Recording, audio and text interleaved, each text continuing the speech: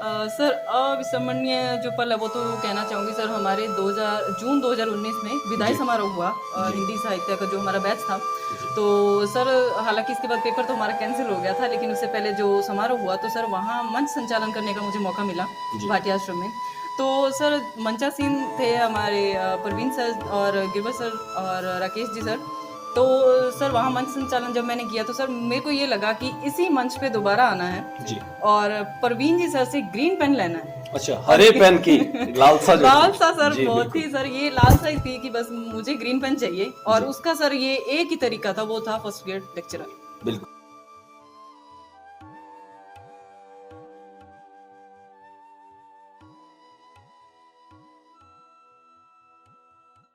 नमस्कार, भाटी आश्रम परिवार में मैं अनुराग उपाध्याय आपका एक बार पुनः स्वागत करता हूं। सफल व्यक्तित्व साक्षात्कार का समय चल रहा है और हम हर बार नए एपिसोड के अंदर नए कार्यक्रम में आपको मिलवा रहे हैं ऐसी शख्सियतों से जिन्होंने कठिन परिश्रम किया, मेहनत की और त्याग भी किया, जिसके बाद उन्होंने अपने लक्ष्य को हासिल किया। तो दोस्तों, आज के कार्यक्रम में हमारे साथ मौजूद हैं परमजीत कौर, प्राध्यापक भर्ती परीक्षा वर्ष 2018, विषय हिंदी के अंदर पूरे राजस्थान के अंदर 315वीं रैंक इन्होंने हासिल की। तो बहुत बहुत स्वागत है आपका हमारे कार्यक्रम में और बहुत बहुत शुभकामनाएं आपको इस लक्ष्य प्राप्ति के लिए। जी धन्यवाद सर। परमजीत जी, हम सामान्य से इस साक्षात्कार को शुरू करते हैं, क्योंकि इस साक्षात्कार का जो उद्देश्य है वो है कि आपने किस तरीके से मेहनत की, आपने किन परिस्थितियों का सामना किया और आपने जो अपना लक्ष्य निर्धारित किया था उस लक्ष्य को हासिल किया। तो सबसे पहला सवाल मेरा आपसे, आपके पिताजी का शुभ नाम जानना चाहूँगा और वो क्या करते हैं, उनका पेशा जानना चाहूँगा। जी सर, मेरे पिताजी का नाम श्री कौर सिंह है और सर उनका पेशा मजदूरी ही करते हैं वैसे तो अमूमन। और आपकी जो प्रारंभिक शिक्षा रही, क्योंकि देखिए आपके पिताजी मजदूरी करते हैं तो फिर काफ़ी कठिनाइयों का सामना दोस्तों करना पड़ता है, क्योंकि घर के अंदर आजीविका का साधन सिर्फ उस समय वही था और आपको अपनी शिक्षा को भी निरंतर जारी रखना था। कैसा वो समय था और वो समय के बारे में आप हमें थोड़ा सा विस्तार से बताइए कि आपकी प्रारंभिक शिक्षा कैसी रही और कहाँ से आपने अपनी शिक्षा पूर्ण की, प्रारंभिक शिक्षा। जी सर, प्रारंभिक शिक्षा तो हमारे गांव का स्कूल था, सरकारी स्कूल, वहीं से ही हुई। और सर मेरे माताजी भी आंगनवाड़ी कार्यकर्ता हैं, तो सर जैसे कि माँ पिताजी दोनों ने जैसे ही सर हमें बस उन्होंने पढ़ने पर ही सर जोर दिया हमें कि बस पढ़ लिख लेंगे तो सर कुछ बन जाएंगे, कामयाब हो जाएंगे। तो सर प्रारंभिक शिक्षा हमारी वहीं स्कूल से हुई। उसके बाद सर शहर में सर 10वीं तक तो सर हम गाँव से ही मतलब की। उसके बाद सर 11वीं 12वीं हमने मतलब शहर में की। तो सर बस इसके आगे क्या सब्जेक्ट परमजीत जी आपके रहे 11वीं 12वीं में? 11वीं 12वीं में सर तब तो इतना खैर नॉलेज नहीं थी सर। सरकारी स्कूल में गए तो वहाँ 3 सब्जेक्ट थे हमारे पास, हिंदी साहित्य और राजनीति विज्ञान और सर अर्थशास्त्र। ये तीनों सब्जेक्ट आपके रहे। जी सर। परमजीत जी, मूलतः आप निवासी कहाँ के हैं, रहने वाले कहाँ के हैं? सर श्री करणपुर तहसील है, उसके बाद सर हमारा गांव है, गांव 9F बड़ोपल जी। तो सर मैं 9F बड़ोपल की निवासी हूँ। जानना चाहूंगा, करणपुर का नाम आपने लिया, श्री गंगानगर जिले में पड़ती है, क्या खासियत क्या है वहाँ की? सर करणपुर की सर वहाँ एक तो सर शुगर मिल है जी, बिल्कुल कमीनपुरा में सर जी बिल्कुल जी बिल्कुल सर। एक और चीज़ है मैं बताना चाहूँगा जी सर, अंतर्राष्ट्रीय सीमा जो है पाकिस्तान की लगती है, जो कि करणपुर को एक राष्ट्रीय स्तर पे या अंतर्राष्ट्रीय स्तर पे एक पहुंच जो पहचान है वो दिलाता है कि पाकिस्तान की अंतर्राष्ट्रीय सीमा वहां से टच करके निकलती है राजस्थान में, और शुगर मिल के कारण भी वो काफ़ी फेमस है जी। आगे की तरफ हम बढ़ते हैं। आपने अपनी प्रारंभिक शिक्षा का समय बताया और बताया किस तरीके से आपने 11वीं 12वीं तक का समय पूर्ण किया। उस दौरान जो स्थितियां थी, घर की जिम्मेदारियां भी, आप कितने भाई बहन हैं? सर हम 3 भाई बहन हैं, 2 बहनें और एक छोटा भाई। एक छोटा भाई है। तो वो जो समय था जिस समय आपके पिताजी मजदूरी पर चले जाते थे और आपकी माताजी जो थी वो आंगनबाड़ी चली जाती थी, तो घर की जिम्मेदारियां भी रहती है कि घर की जो व्यवस्थाएं होती है उनको सुचारू रूप से चलती रहे, उनको संभालना और साथ में आपको पढ़ाई भी करनी है। दोनों एक साथ कैसे मैनेज करते थे आप? सर देखो, तीनों भाई बहन मिल बांट के ही सर करते थे। हालांकि जैसे सर मतलब पिताजी और माताजी भी चले जाते तो हम भी सर स्कूल चले जाते थे। तो सर बस घर पे भी सर आकर के घर का जो काम है वो सर मिल बांट के ही करते थे, कोई ऐसी नहीं थी सर। ये समन्वय जो है वो तो सर शुरू से समन्वय जिंदगी का एक वो हिस्सा है, अभिन्न और समन्वय बनाकर ही हम आगे बढ़ते हैं। बिल्कुल परमजीत जी, और जिस तरीके से आपने समन्वय बिठाकर अपनी शिक्षा को जारी रखा और इस लक्ष्य को हासिल किया, उसके लिए एक बार पुनः आपको शुभकामनाएं। और परमजीत जी, 12वीं तक का सफ़र आपने बताया, जी सर। उसके बाद आपने ग्रेजुएशन कहाँ से की? सर ग्रेजुएशन भी श्री करणपुर से की। वहाँ सर है श्री गुरु गोविंद सिंह जी खालसा कन्या महाविद्यालय, वहाँ से सर मेरी ग्रेजुएशन पूरी हुई है। तो सर उसके बाद बीएड की है, और बीएड के बाद सर जो एमए है वो भी करणपुर से हुई है। तो सर वो प्राइवेट ही रही है एमए तो।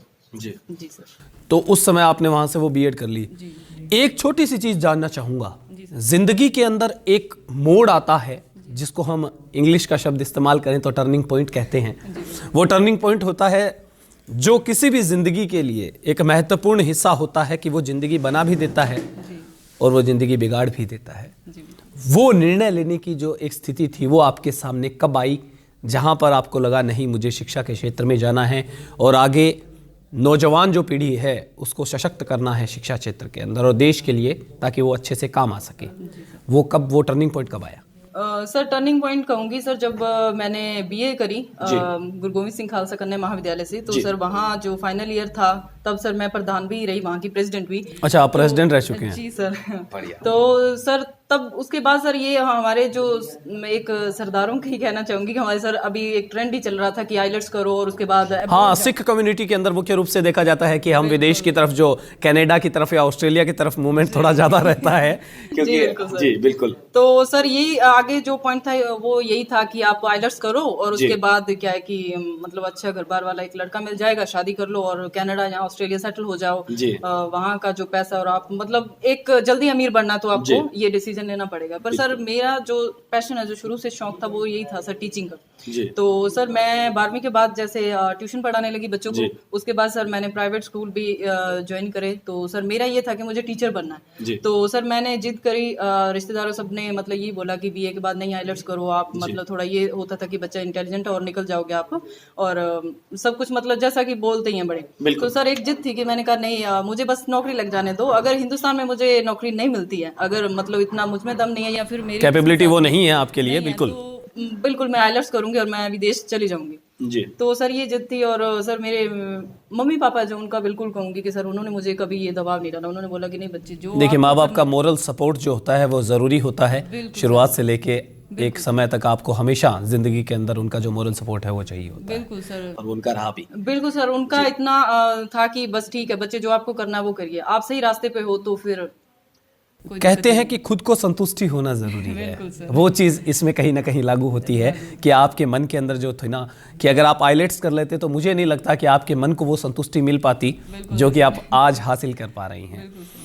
परमजीत जी, उसके बाद कौन सा वो साल था जिस समय आप भाटिया आश्रम से जुड़ी? सर सबसे पहले तो 2015 में रीट की वैकेंसी आई थी 3rd ग्रेड की। 2014 में मैंने बीएड की।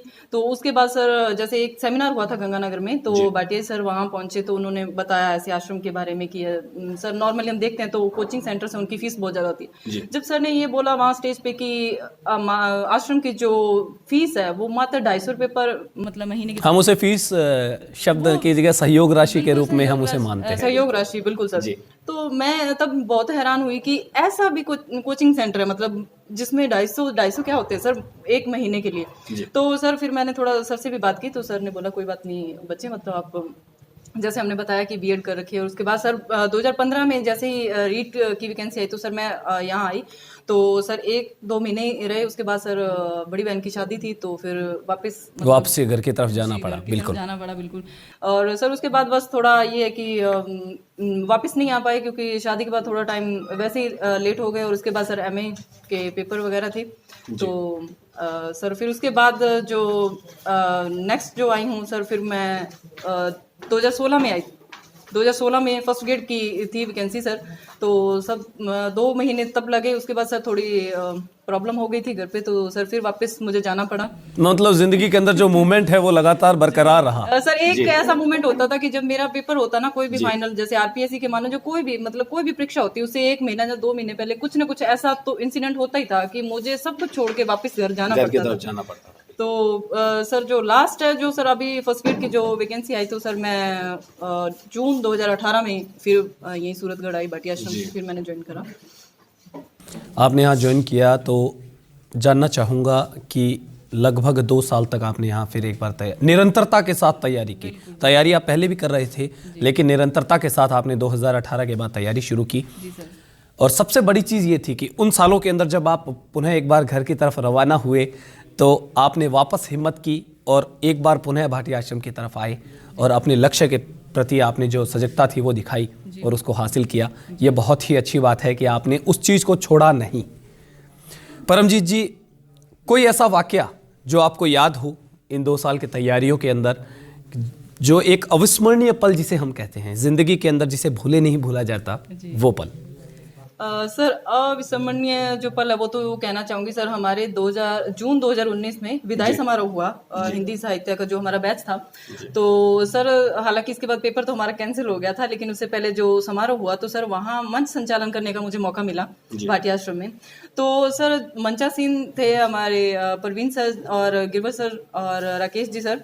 तो सर वहाँ मंच संचालन जब मैंने किया तो सर मेरे को ये लगा कि इसी मंच पे दोबारा आना है और परवीन जी सर से ग्रीन पेन लेना है। अच्छा, हरे पेन की लालसा जो थी। सर बहुत ही सर ये लालसा ही थी कि बस मुझे ग्रीन पेन चाहिए, और उसका सर ये एक ही तरीका था, वो था फर्स्ट ग्रेड लेक्चरर। बिल्कुल। और सर बस वो मतलब अटेस्टेड करने की पावर जो थी वो चाहिए थी, वो आपको मिली।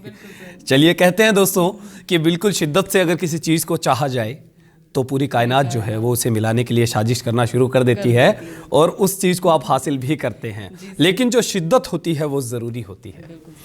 चलिए परमजीत जी, एक हिंदी सब्जेक्ट वैसे हर विषय में रहता है, लेकिन आपने हिंदी से किया। कोई ऐसी चीज़ें हैं जिन्हें पढ़ने के अंदर आपको मुश्किलें हुई, कभी कभी मुश्किलें आई आपको? सर है, जैसे काव्य शास्त्र मुझे थोड़ा लगता था, डिफिकल्ट लगता था।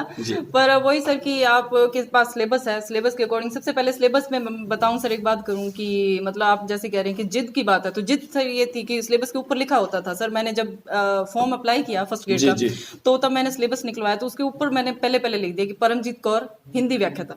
बस मुझे वो दिखता था कि सर बस ये बनना, इसके लिए फिर मेरे सामने कुछ वो जो जिद थी वो उस पर लिख दी थी आपने। चलिए, बिल्कुल परमजीत जी, हमारे जो अन्य सदस्य हैं जो इस चैनल के माध्यम से हमें देख रहे हैं, उनको कोई संदेश आप देना चाहते हैं कि किस तरीके से वो अपनी तैयारी को निरंतर जारी रखें और असफलताओं से निराश ना हों और अपने लक्ष्य के प्रति जो हैं वो समर्पण भाव से तैयारी रखें, उसके लिए कोई संदेश आप देना चाहेंगे? बिल्कुल सर, मैं जो भी देख रहे हैं सुन रहे हैं उनके लिए संदेश है मेरा कि आप बस दिमाग में एक ही चीज़ अपनी जिद रखिए। जिद हमेशा पूरी होती है अगर आप निरंतर प्रयास करते हैं, और धैर्य वो बिल्कुल रखना जरूरी है। और उनके लिए सर मैं लाइनें थोड़ा बोलना चाहूंगी। रामधारी सिंह दिनकर जी जिनकी बेहद शानदार लाइनें हैं सर, अगर आप पढ़ते हैं तो वाकई में आप में उत्साह, जो भरोसा, विश्वास वो बुलंद होता है, ऊर्जा का संचार होता है। बिल्कुल सर, बिल्कुल। जब भी आप हारते हैं तो सर, जब भी मैं निराश होती थी तो मैं सर रामधारी सिंह दिनकर जी को पढ़ती हूँ। तो सर उनकी हर व्यक्ति का एक मोटिवेशनल जो कहते हैं कि एक कवि होते हैं, और आपके रामधारी सिंह दिनकर जी जो हैं बहुत ही महान कवि, अपने समय के लेखक रहे हैं वो, और उनको आप पढ़ते हैं। तो उनकी पंक्तियां हैं, नींद कहाँ उनकी आंखों में, नींद कहाँ उनकी आंखों में जो धुन के मतवाले हैं, गति की तृषा तब बढ़ती है जब पग में पड़ते शाले हैं, गति की तृषा तब बढ़ती है जब पग में पड़ते शाले हैं, जाग रूप की जय निश्चित है, जाग रूप की जय निश्चित है, हार गए सोने वाले, लेना अनल किरीट भाल पर ओ आशिक होने वाले, लेना अनल किरीट भाल पर ओ आशिक होने वाले।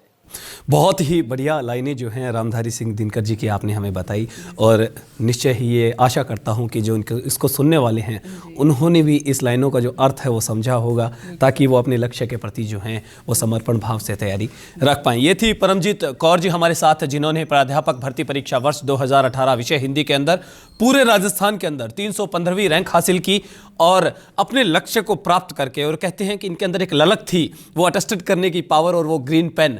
तो ज़िंदगी के अंदर एक ऐसा मौका आता है जहां से आप एक टर्निंग पॉइंट जो है वो आपकी ज़िंदगी के अंदर आता है और आप अपनी ज़िंदगी का रुख वहां से बदल देते हैं।